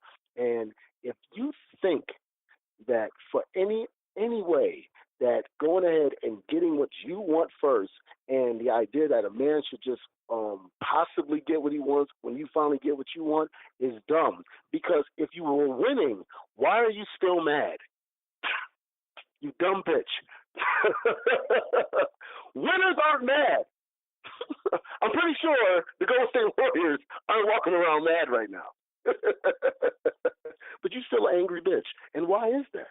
You have to ask yourself that and deal with it. The same way we have to deal with our shit as being niggas and getting rid of that mentality. And that's been brought to us by this slave mentality that we all have. And all right, y'all, man. We got to get into these trailblazers and these sports and these bars, man. I'm gonna start with you, Chuck, Pete, and I'm gonna go ahead and give off our trailblazers though. And I appreciate that though. That was fun. That was fun, exciting, but it was also very informative. And I appreciate both y'all perspective on that topic though. And thank you. So Chuck, man, who you got for the trailblazers today, brother? Shout out to Dr. I mentioned his name earlier at the beginning of the show. Shout out to Dr. Leonard Jeffries. He's an African American professor of Black Studies at the City College of New York. He was born and raised in Newark, and he's a Afrocentrist, Pan Africanism, and he has a book that he wrote. It's called The African American Search for Truth and Knowledge. Very brilliant brother. A lot of stuff on YouTube, man. He's right up there with the Henry Clarks and the Shangante Diops and the Yosef Ben Jacobin. So he's definitely spreading the knowledge that we need to hear to help us awaken the African mind, as a lot of our scholars would say. So shout out to Dr. Leonard Jeffries, he's still living, by the way. He's not, he's a living elder. So Dr. Okay. And what's that name? What's that name again? One more time. Leonard Jeffries, Dr. Leonard Jeffries. Leonard Jeffries. Is that Jeffries? Yes, sir. All right. Leonard Jeffries, man. That's Dr. Leonard Jeffries. You got to go ahead and say our scholars, they make sure they mention Dr. whoever they got, like Dr. Ruth and Dr. whoever the fuck is working and those other motherfuckers don't do shit. So we going to always mention our people and give them their appropriate titles at the. Man, you still there? See? Yo. Oh, man, like I said earlier, my bad. Like I said earlier, man, shout out to Dame Dash, man. You know what I mean? A lot of shit wouldn't have been popping without his influence, man. Shit, a lot of this fashion shit Kanye talking about, this wicked shit, there's investments, movies, you know what I'm saying? Like, he sparked a lot of shit that inspired the generation. You know what I'm saying? And he sparked a lot of black entrepreneurship, owning your own, being the owner. It's not always perfect. It's not always cool, man. It kills me how the loud ones who happen to be black get crucified, but, you know, everybody else is cool. You know, Leo Cohen, that's Leo Cohen. He's a great businessman. You know what I'm saying? Fucking Harvey Weinstein, or whatever the fuck, you know what I mean? But with Dame Dash, he's a yeller. He's an instigator. He yells. He's always angry. That's bullshit. He's a good. Hey, nobody perfect, man, but he about his people. So shout out to Dame Dash. Shout out to Lou Alcindor, known as Kareem Abdul-Jabbar, the greatest of all time. I know that's a controversial thing to say though, but I don't give a shit. You know, we're talking about political issues. Talking about 38,000 points, six-time MVP, NBA Finals MVP. I think he's got 3. Countless other awards, though he's never mentioned, because people want to dick ride Jordan. Most of the media wants to put that in about Jordan. Shout out to LeBron James becoming a free agent, though. I'm pretty sure whoever hates LeBron James will become a LeBron James fan if he goes to your team, though. But it's neither here nor there because we're getting to sports. Oh, shit. Come on, bro. Come on, bro. Don't get Pete started. Don't get Pete started, man. Hey, nah, I'm good. You ain't gonna get me started, man. I'm not even talking. You know what? On this one, I'm not even talking to Pete on this one because it's not even about that. It's not even about that. Shout out to the 2 rings you got to eat. But I got 3. We got 3 all together. So nobody want to talk about 06, but it's cool. Who the fuck talks about 06? Who the fuck gives a shit? We care, Amir. 1 ring. We give a so shit. Lou Alcindor, better known as Kareem Abdul-Jabbar, which is his name, is the guy I want to go ahead and talk about, though, because he should be. And he should have. Say that again? As the GOAT. He has just. You hear me now? Yeah, you good. Yeah, I hear you. Am I good? All right. All right, though. I thought they was trying. As soon as I mentioned Kareem Abdul-Jabbar, they trying to take me out. All the time. You can't be saying he's the GOAT. But yeah, man. So shout out to Kareem Abdul-Jabbar, though, man. Much respect. Let's get petty. All right, now. Sports. Ron's a free agent, man. Yeah, free agent, Pete. He's in the decision cave. You see that? He's in the decision cave. Well, the last decision benefited you, Pete, though, but that's neither here nor there. He's in the decision cave. It's different, though, because he's in the cave. Not the same. He's in the cave. I was going to say, he's not going to your team. But that's neither here nor there. He's in the cave. That's the only reason. It's because he's in the cave. That's what he said. Decision cave. No, but honestly, though, and all jokes aside, what do you think? What's going on, bro? What do you think's going on? I don't know, man, but something need to hurry up. The Stephen A. Smith need to shut the fuck up. He's annoying. Why is he on the fucking first take still? Talking about I have sources. These motherfuckers talking to texting KB. Like, I can't stand Stephen A. Smith in the offseason, man. Let me get that off my chest. I don't know, man. It's going to be interesting. Shit. I can't wait to see. There's mad people. Trevor Ariza, Paul George, Melo. Like, niggas, I don't know, man. I don't know. I honestly don't know. I don't know. We can guess all we want, but I don't fucking know, bro. It's weird. I don't know. It is. He literally go anywhere. It is weird. He can literally go any fucking where. I don't know. LeBron just said, "Fuck it, I'm going to the NFL." That's I want to see what that's like. He'll go to Cleveland I Browns. will say this. Hold on. I will say this. What the fuck? Shit.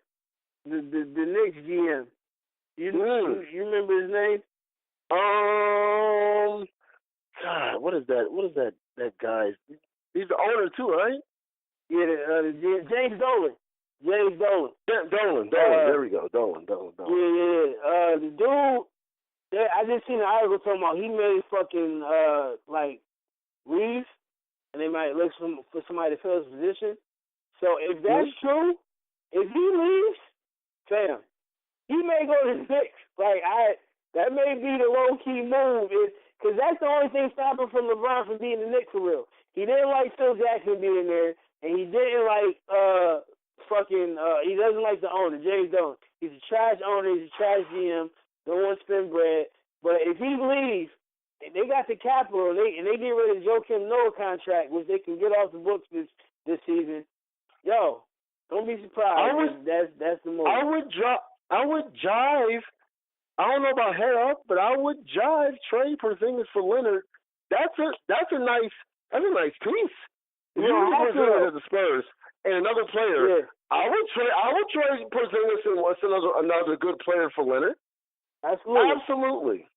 For both sides. Because you trading for Kawhi Leonard, and you still can get you a Paul George, a fucking Chris Paul to come to New York, right? Like big city, the fucking Garden. You know what I'm saying? Right. You can still get. I can imagine Chris Paul in a New York Knicks uniform. That'd be raw. Man, and he's staying in the East. And you got a legit team in the East that can beat the finals. I mean, you guarantee go to the finals anyway. Because I don't really see him going to the West unless it's like, okay, this is the only way I can get these boys to come together. I don't think you want to go in the West. I think you want to meet these boys in the. I don't think it. Cause I tell you what, if you go to the West, it's more than likely you're not gonna hit the finals. If you go to the West, do that. Yeah, you want to see LeBron in the finals. So if that's the low dark horse move. I don't know.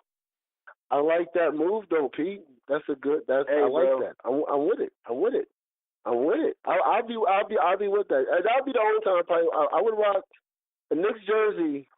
Yeah, I could see that. Him to the Celtics. The Celtics and the Warriors. Those are two moves that I'm done with LeBron James if he makes. That's what I'm saying. That'll be the less criticized move if he go to the Knicks. That move won't be criticized. It's like, all right, he in the East, it's the Knicks. He ball here in the Garden. He goes stupid him. You know what I mean? Like he wins a ring with the Knicks. Yeah, bro. He will forever be immortalized. Yeah, you got a ring with the Cavs and the Knicks, nigga. It's man, Jordan who? You the GOAT. You're the GOAT. Bad.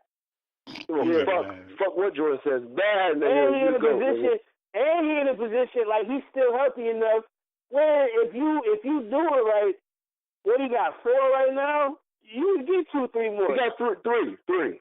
For 3? Yeah, you can get 2, 3. You can tie, maybe get depends.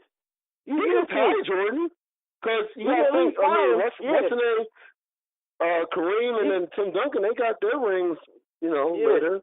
You got with Tim Duncan got his last ring at 38, and then if he at least tired, you can't. Yeah. So we gonna see, man. Do you think James Harden deserves the MVP? I mean, yeah. His team had the best record in the league in the East. I mean, the West. The West is the hardest fucking conference. Period. He made his team better. Regular season shit. I mean, if you want to be truthful about it, it'll be LeBron's trophy every year. But none of this rivalry shit is new because Steve Nash robbed Kobe Bryant in 05 and 06. So, I mean, definitely robbed Shaq. It is what it is. Huh? Did you say? Yeah. Did he rob Shaq? He definitely robbed Shaq. Kobe was not no regular season. Yeah, Shaq got all 3 finals MVPs. I mean, regular season, Shaq took some time off. He ain't really That was that nigga workout. The regular season was his get in shape training. That's why he beefed. And Kobe is. And there's no way am I a Kobe fan. Y'all know that. Oh yeah, no, absolutely not. You shouldn't be though, man. We just snitches get stitches. Shout out to Kobe and what he did. Right. Shout out to Chris Childs for the 2-piece. Oh yeah, man, he got that 3-piece extra crispy.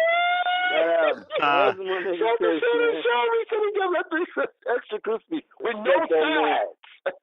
Respect that man. Shout out to Kobe. You gotta take the you're a great player, drink, Kobe. You're a great basketball player, though, for you're a bitch ass human being. Yeah, he was old enough, 25-year-old enough. I mean, D'Angelo Russell, you can do some growing up. All right, you're 19. All right, we still got to check you and see what you're about. I mean, trust me, to the day you die, we're gonna always check you. And you got to stay at the house when we go out. But yeah, you can't come in. You can't go out with us, bro. Oh no, yeah, man. Play the Xbox. Oh no. Yeah. Oh no. It's all right. Yeah. Just before we get into these bars though, and poetry, I gotta ask: if LeBron James did leave the East, and the East stay where it's at right now, who would be the best player in the Eastern Conference? In the East stay where it's at, who would be the best player in the East? Yeah. Jason Tatum.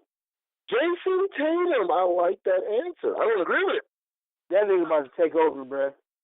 If he is nice, bro. I'm not going to front of you at all. Not in front of you at all. I hate Boston. I fucking hate him. I hate Boston. I hate the city. I hate it. I hate fucking Boston, yo. Because the only two teams. Go ahead, my bad. No, I'm just saying, Jason Tatum, he's going to be nice. Barring injury, hope that boy don't have to face nothing crazy. He's going to be sickening. Way over Ben. Ben Simmons going to be nice. We got some young talent, but Jason Tatum is going to be nasty, man. Yeah. I mean, if you think about it, though, let's think about it. Let's be honest. Round one, if you were to go who would be the best, and you wouldn't say Jason Tatum, you would probably say Antetokounmpo, Ben Simmons, Embiid, or DeRozan. Well, his team beat Giannis' team. His team beat Ben Simmons and Joel Embiid. And Joel Embiid was playing. With no and DeRozan was swept by the Cleveland. And Cleveland barely beat Boston. And so he has that against him. Because if you were to say, you would probably say it's 4 players. Antetokounmpo, Embiid, Ben Simmons, and DeRozan. Well, they were all... Antetokounmpo is a freak of nature. He's a beast. He's going to be nasty. And once he develops a better shot, he's going to be great. Tatum can score however the fuck he wants at 19, 20 years old. And he still doesn't know all the tricks in the trade and the Elijah Wan. Like, if he worked with Elijah Wan over the summer, god damn. Like, just to learn the elbow, learn both sides, left and right. Like, you enhance what the fuck he already knows? Fuck out of here, man. Is Elijah Wan the best center you ever saw? He's the best center I ever saw. The best center? I got it, yeah. I mean, yeah. And that's Shaq, and that's because Shaq he didn't take off-season serious. If Shaq would have taken off-season serious, a nigga like Orlando Shaq, niggas don't remember Orlando Shaq, bro. He was bringing up the ball. He was doing the shit that got Kevin Garnett and fucking Blake Griffin, all the niggas was doing. But niggas don't remember. If he would have been off-season like a Kobe Bryant, he'd have been one of the best players he ever seen in history, in life. But because of that shit, because of that reason right there, you got to give it to Elijah Wan. Elijah Wan gets the nod. Jason Taylor, I'm not gonna disagree with that. Rejected and to the degree what we saw though, but I'm still right now because I want to see this guy with shooters around him. I'm still gonna go out to the Kumbo. Okay. That's a dangerous thing. That nigga can get some shooters. Because they can't shoot for shit. Nah. No, he's not. He got better this year, but he's still, like, niggas thought LeBron, we'll never see LeBron, like, as far, like, a freak of nature type person, athletic ability, if he becomes like cerebral like LeBron and get a jumper, man, he can take over the league like LeBron did. He can. He can definitely take over the East. Absolutely. If they come on I board, don't think he got to leave Milwaukee though. I don't think Milwaukee. Yeah, it's not gonna happen in Milwaukee. Especially after they fired Jason Kidd. That shouldn't have happened.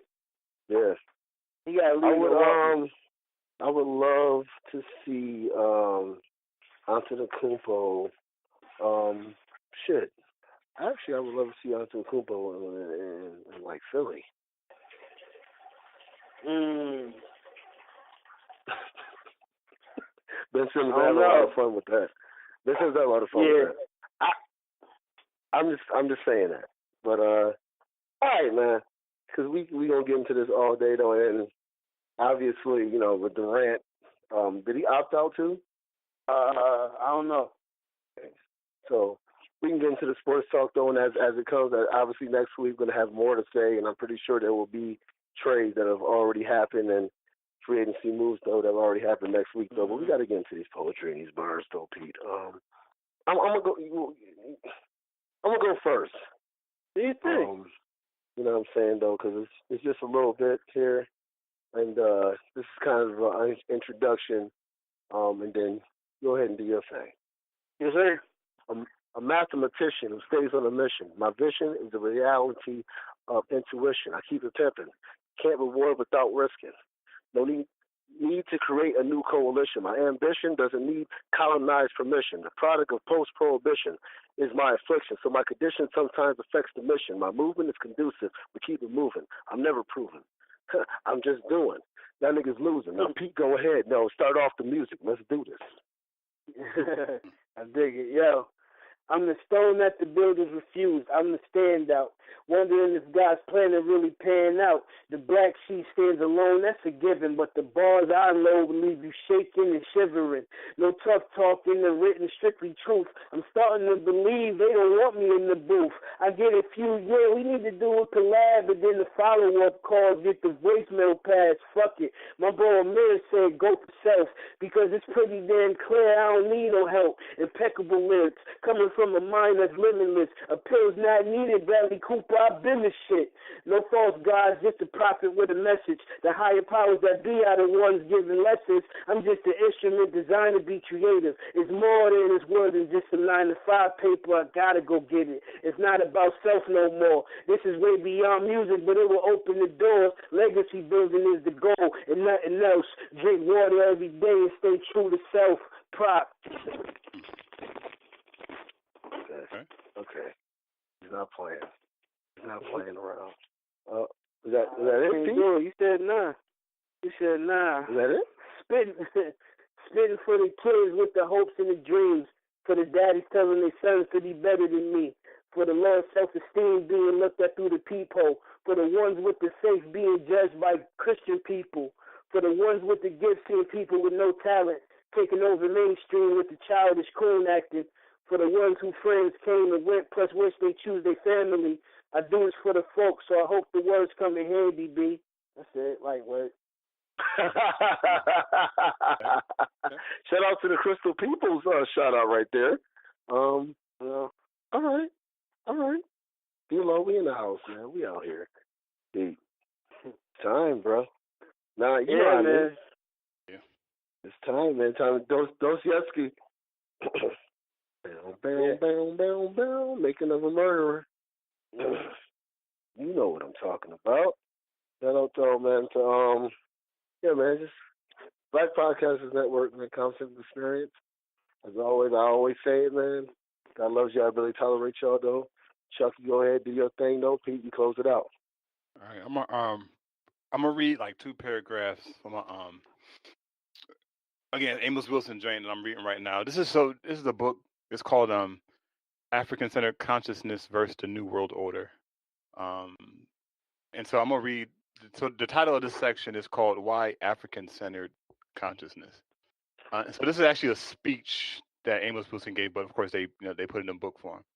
So he says, "What then is an African-centered consciousness? An African-centered consciousness is one that is based on African-centered content, African-centered knowledge, African-centered values, African-centered consciousness. To the degree that our consciousness is based on African-centered values and so forth, we are empowered as African people. To the degree those values and consciousness are determined by other people, we become their instruments of power, and they use against us. They use us against ourselves.